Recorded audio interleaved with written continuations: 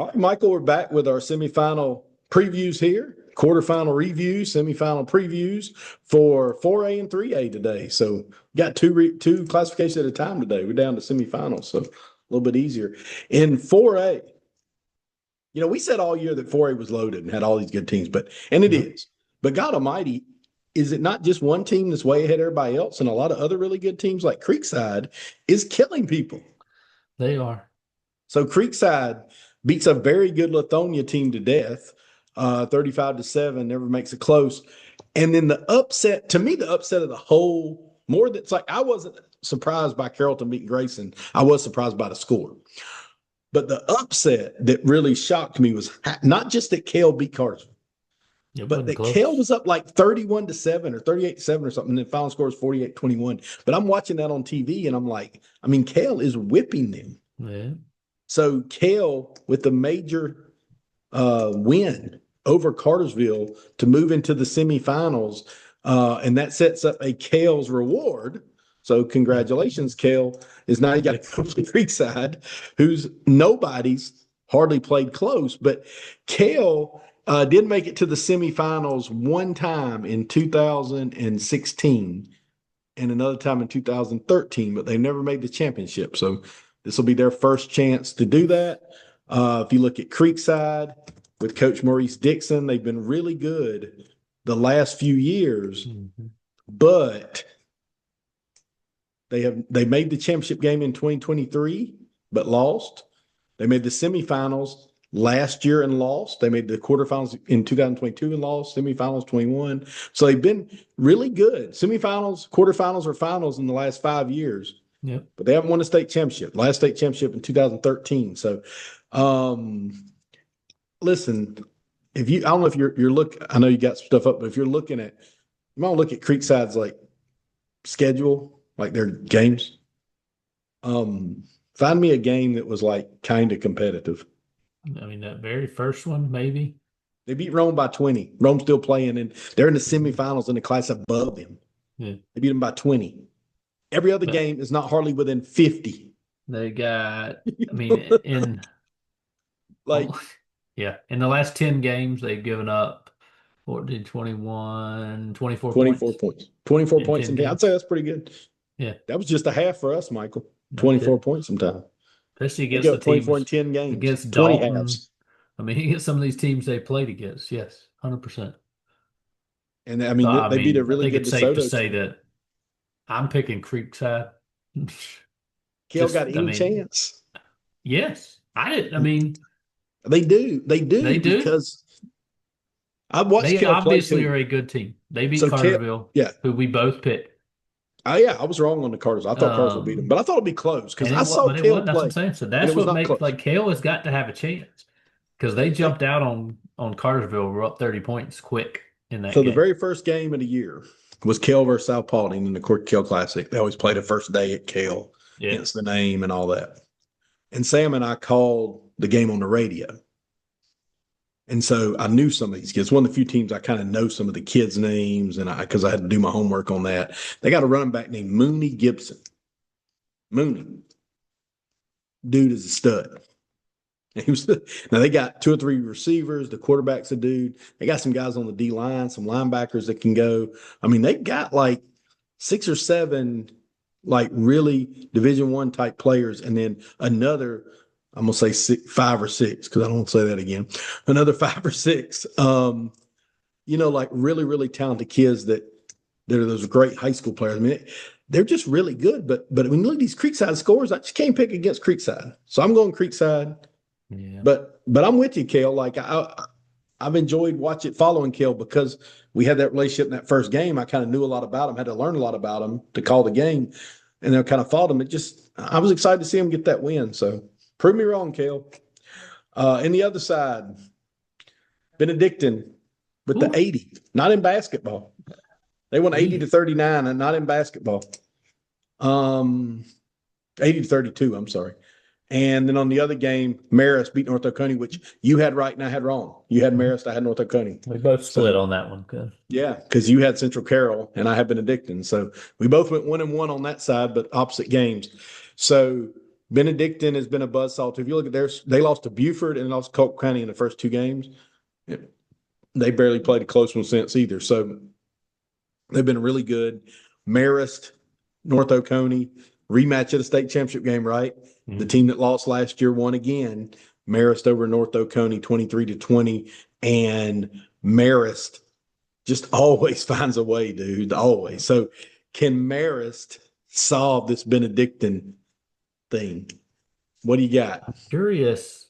I mean, when we talked about like Creekside, they've been doing that a lot. I mean, Benedictine has been in some closer games, and you can guarantee they're going to get way fewer possessions. They ain't going to have enough possessions to score 80 against Marist. No, they're not scoring 80 on Marist. I will promise that. Right. But Marist is going to, that's what they do to people it's just such a different game. And I picked Marist at the very beginning of this as my team.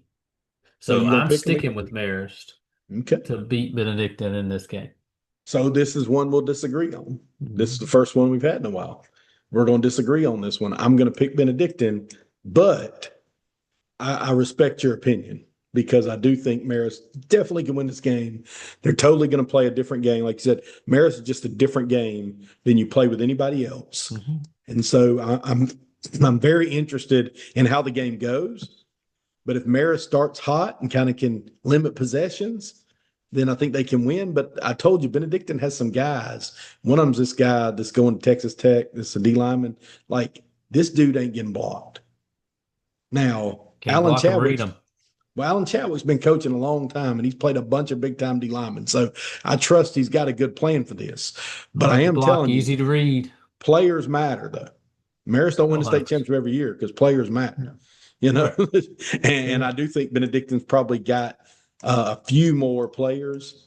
So I'm going to give Benedictine, and I think both coaches are really good. Danny Britt's a really good coach. So I'm going to go Benedictine in a close one.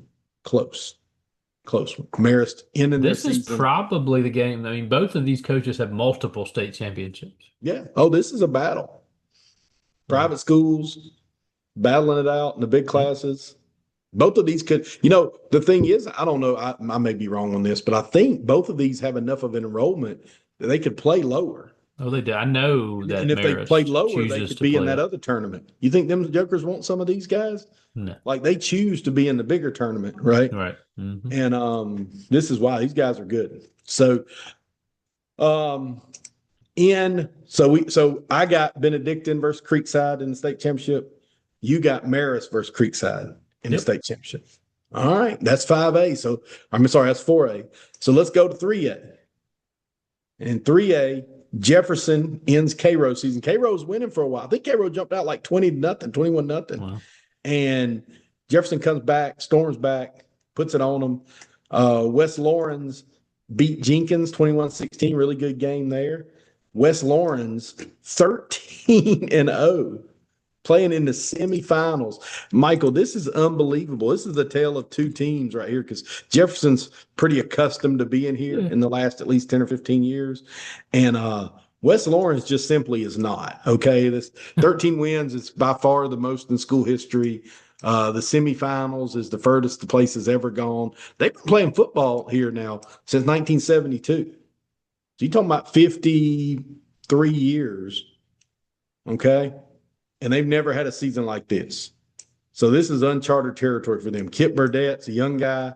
It's his fourth year. His first year, they were 1-9. His second year, they were 2-8.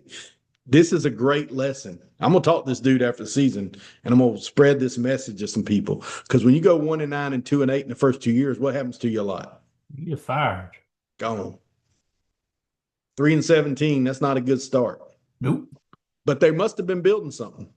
Because the next year they went 8-2, lost in the first round, 8-3 overall. And then this year, 13-0. So, I mean, I just want to take a minute to highlight these. This is fantastic. And I got Jefferson. All that. I love these guys. This is great. What's Lawrence? But I'll take stuff up. I go with the experience. Coach Travis Nolan, they lost. I think they kind of felt like they got upset last year in the state championship game, lost to Calhoun. I think it was a game they thought they should win. And they kind of been on a mission here. So I got Jefferson over West Lawrence. But, man, shout out to West Lawrence. Prove me wrong. You guys have proved people wrong all year. Yeah, I'm with you. I'm going with Dragons. You got to take experience here. Dragons playing all. Hey, two Dragons still playing. There's only three Dragons in the state. Two of them still playing. Right. Our I keep Dragons picking couldn't get. against the other one. I know, Mm. but I mean, I'm saying like I'm hurt that my Pickens Dragons couldn't be playing, Couldn't be and the Pepperell Dragons and the Jefferson Dragons are still playing. still holding strong. They both got a little better history in football than Pickens, but Mm. we're trying to get there. So we both got Jefferson. Yep. In the other game, you got Sandy Creek beat Douglas 34-0. That's the same Douglas team that beat Calhoun. Listen, Sandy Creek is really good. Okay, that's who I had winning it all from the jump. Yeah. So the other game, you got LaGrange beat Stevenson, which I think we split on that one. I had LaGrange, you had Stevenson. We both had Sandy Creek, and LaGrange just too much. That's a region game. Mm-hmm. So they've already played. Right. Now, Sandy Creek's another team. They're 13-0. Look up their record. They haven't played a lot of close games. Their closest game they played all year was with LaGrange. Can LaGrange beat them the second time around? Maybe. Like, I think this is a chance, but the odds say no. Sandy Creek has been so dominant that I'm going to go with Sandy Creek to beat them a second time and advance to the state championship game to play Jefferson. Who you got? Yeah, I mean, that game was a long time ago. They played in August, I think. I mean, it was one of the first games of the season. It was their closest game, right? Because I wasn't looking that up when I said it. I think it's been Sandy Creek's closest game. East Coweta, East Coweta was a 28-21 game, but LaGrange was 23-7, so not far off. Yeah. I am going to agree with you. It is hard to beat a good team twice. But there's exceptions to the rule. Correct. It's not impossible. It's hard. But I think we're just going to agree on this one of Jefferson versus Sandy Creek in a few weeks. And that'll be a great game. That'd be a great game to pick. Absolutely. But the familiar, I would say this: Sandy Creek probably doesn't love this matchup because they're getting the 15 seed, and you think we're Sandy Creek. We barely played a close game all year. We're getting the 15 seed in the tournament to go to the state championship. We should be in good shape, right? Mm-hmm. Well, you look over and you see a team that's played you. They know a lot about you. They're not going to be scared of you. That does change it a little. That's all I'm saying. Like, I thought when I saw Walton and McEachern in the first round, McEachern 10-0, Walton 5-5, you're like, but that ain't a good draw for McEachern because they already played Walton. They beat them. The kids were going to just assume they're going to beat them again. It was a Cobb County team. They're familiar with them. Like sometimes those familiar games are the ones that the coach that's the favorite doesn't like. Right. You kind of don't. So I'm saying Coach Smiley probably not loving. It's like they'd almost rather be playing somebody in South Georgia they never heard of and get all fired up for that than playing a team that's familiar with. And Coach Napier at LaGrange knows they got nothing to lose, baby. Yeah. Go shoot a shot. Nobody's beat these guys. Nobody's came real close to beating them. So let's go. So that'll be a good game to watch. But I agree. I got Jefferson, Sandy Creek. You got Jefferson, Sandy Creek. And that's our 3A semifinal preview. We'll be back with more tomorrow.